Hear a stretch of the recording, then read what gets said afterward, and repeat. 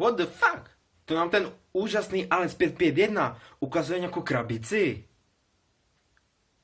A co jako teď s tím mám jako dělat? To jste si určitě teď mysleli, že jo? Teda asi ne všichni, že jo? Ano lidi, přesně tak.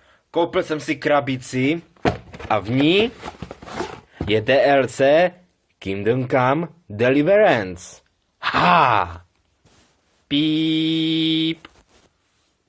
Jo lidi, omlouvám se za technické potíže, ale Oscar v únoru trošku nesvítí, protože si co, dává šlofíka.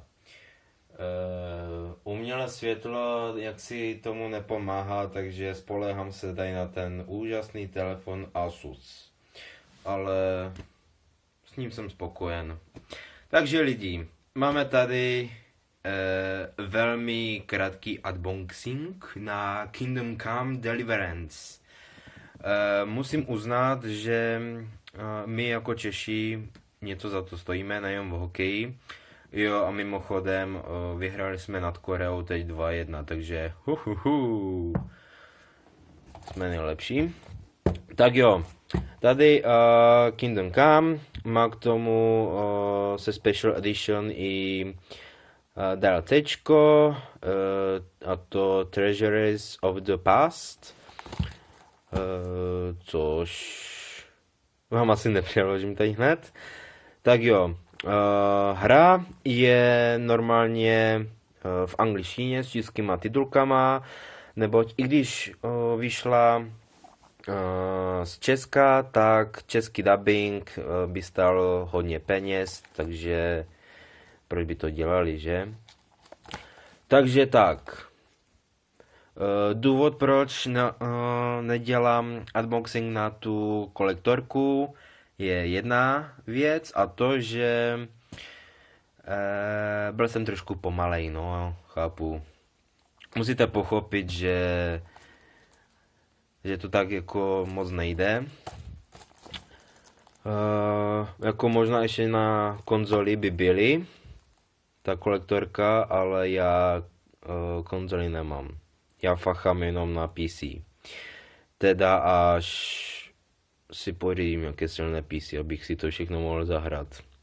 Zná všechno, co jsem udělal, ty unboxingy. Takže začneme, ladies and gentlemen. Jo. Trhej, jo. Tak. Takže normálně zadek je v češtině, v polštině a v angličtině. Tady nám píše včetně obsahu ze speciální edice, takže tady poklady minulosti. Normálně je to na Steam s českýma titulkama a koukneme, jo. Dobrá, takže jsem rád, že to má disky a ne, že to je v digitální verzi. No, zanedlouho už budou vydávat, nebo už se tak trošku vydávají hry, kde už nejsou disky, CDčka, ale jenom samostatný kód. Ano. Kolik to má disku? 4, 1, 2, 3, 4. Vole, nedostatek paměti. No, už jsem to dal do pořádku, ale zrovna, když jsem chtěl už končit, tak zrovna nedostatek paměti. No, na to, že mám 64 GB paměti v telefonu, tak to jde rychle pryč. Tak jo, lidi. Disky, DLC, a tady za rožkem je už kód. No, i když... No, ne, i když...